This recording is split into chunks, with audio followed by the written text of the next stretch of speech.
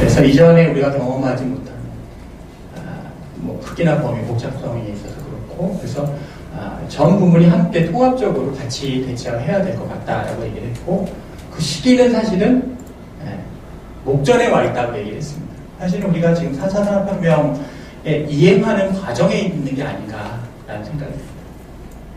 뭐 대표적인 예를 하나 말씀드리면, 우리 집 같은 경우에는 작년도 7월달 여름서부터 올해까지 지금까지 한 번도 우리가 흔히 말하는 마트라는 곳이 있죠.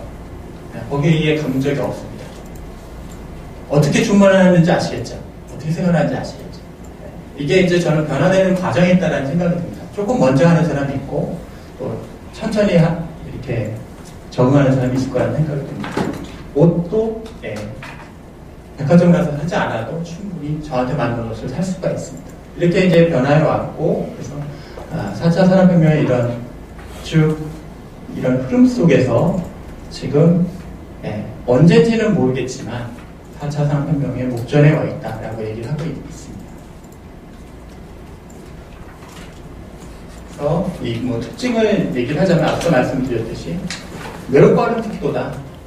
거의 뭐 지수함수의 속도라고 얘기를 하죠. 기하급수적이라는 표현을 쓰죠.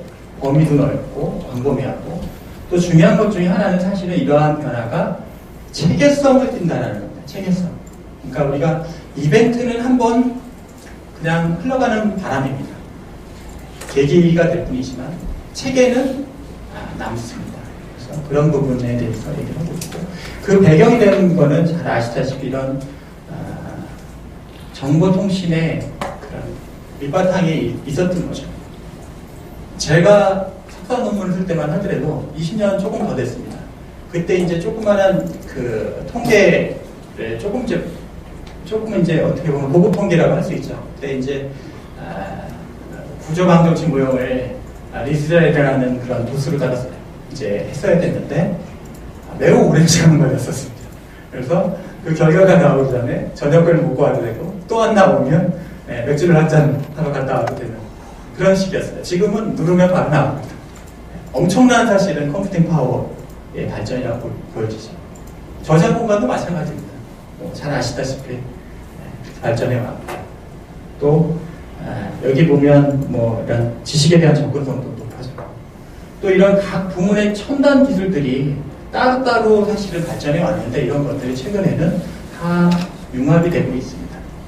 그래서 여기 잘 보시면 이 사람들이 누구죠? 그렇죠. 어떤 이 사람들의 특징을 갖고 있죠? 특징을 하나씩은 다 갖고 있죠. 어떤 특징이죠? 조인적인 생체 능력이나 자, 사람을 뛰어넘는 뭔가 한 가지 기술이죠. 이 주인공이 한 명 빠졌습니다. 제가 빠졌습니다. 이 기술들을 활용하게 되면, 제가 보기에는 조금 길게 잡으면 한 15년, 20년 이 정도면 저도 이 안에 들어갈 수 있지 않을까. 너무 제가 기술 나가는 적으로 말씀드리나요? 그렇지만 그게 지금의 발전 속도에 비추어보면 충분히 현실화될 거라고 보고 있습니다. 그래서 여기에 뭐 세계경제 포럼에서 나왔었던 이런 여러 가지 내용들을 충분히 다 아시는 내용들이니까 과감하게 제가 생략을 하도록 하겠고요. 그래서 이게 이제 핵심적인 부분 중에 하나는, 그래서 한 700만 개 되는 일자리가 이렇게 전 세계적으로 앞으로 한 5년 정도 기간 동안 사라진다고 하는데, 거기에 이제 핵심이 사실은 3분의 2가 화이트 칼라 사무직입니다.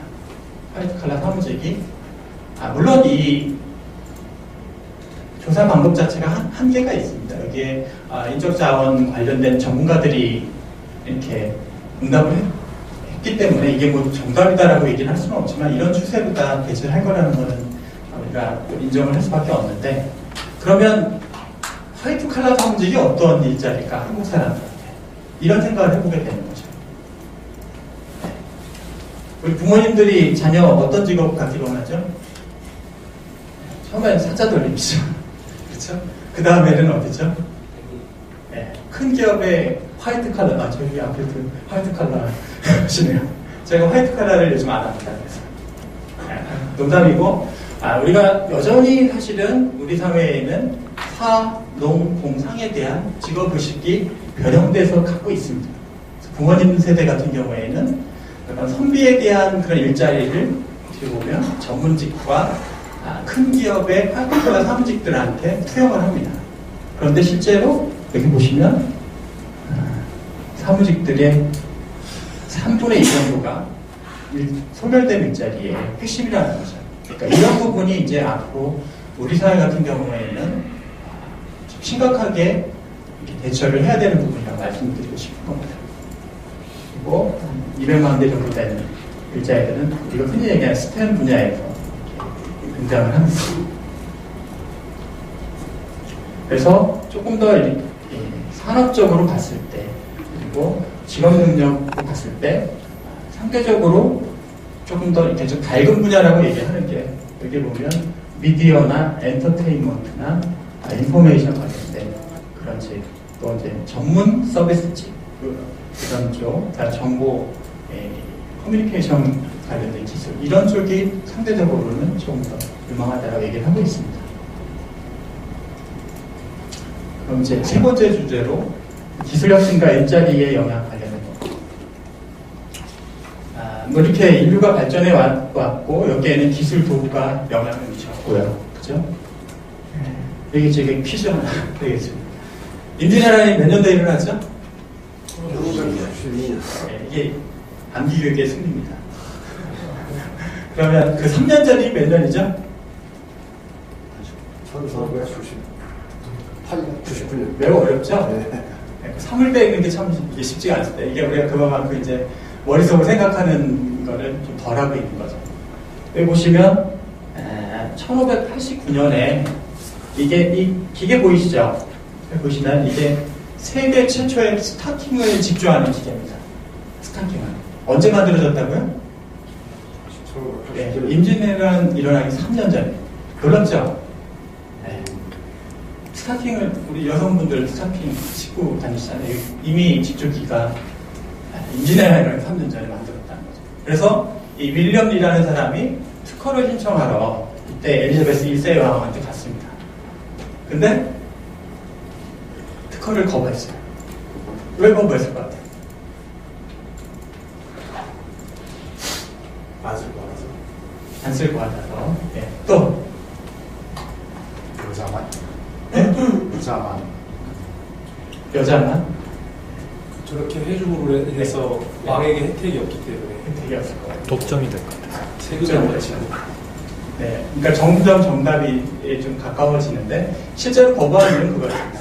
만약에 이 특허를 주게 되면 그러면 우리 그 장인들은 다 길바닥에 나앉게 되는데 정확히 표현하면 거지가 되는데 그러면 사회적 불안이 발생을 해서 내가 통치하는데 어려움이 있을 것 같다. 그래서 거부했었습니다. 그러니까 이 얘기가 무슨 얘기냐 하면 기술이 사람을 대체하는 게 그냥 대체를 하는 것이 아니라 사실은 사회적인 결정이 내려져 있는 거죠. 이때는 영국에는 어떤 정치체제였죠? 왕이었죠. 그렇죠, 왕정이죠. 지금 우리는 어떻죠? 민주공화. 네, 그렇죠. 우리는 이제 공화정을 채택을 하고 있어요. 그러니까 사실은 우리가 이제 국민투표를 통해서도 선택을 할 수가 있는 거고, 우리를 또 대리해서 국회에서 사실은 위임받아서 결정을 하기도 하겠죠. 그래서 이런 예가 있습니다. 작년인가 그때 이제 중고차를 매매하는 스타트업이 발전을 했었습니다. 그런데 그 법이 하나 통과됐습니다. 어떤 법이 통과된지 아시죠? 일정 규모의 주차장을 갖다 갖춰야 된다. 그러면 그 스타트업 기업들은 보통 갖고 있는 한계가 뭐죠? 대부분 돈이 없죠. 돈이 없어요. 그러니까 주차장 마련할 돈이 없을 수 있겠죠. 그러면 스타트업 기업은 어떻게 될까요? 출발이 안 돼. 네, 쉽지가 않겠죠. 그러니까 이게 사실은 언제나 그래 왔던 겁니다. 그러니까 기술이 일자리를 만드는 과정에서는, 대체하는 과정에서는 항상 기존의 기득권을 갖고 있는 분들이 저항이 있는 겁니다. 네. 그런 예를 하나 말씀드리고 싶고, 당연히 그다음 기술이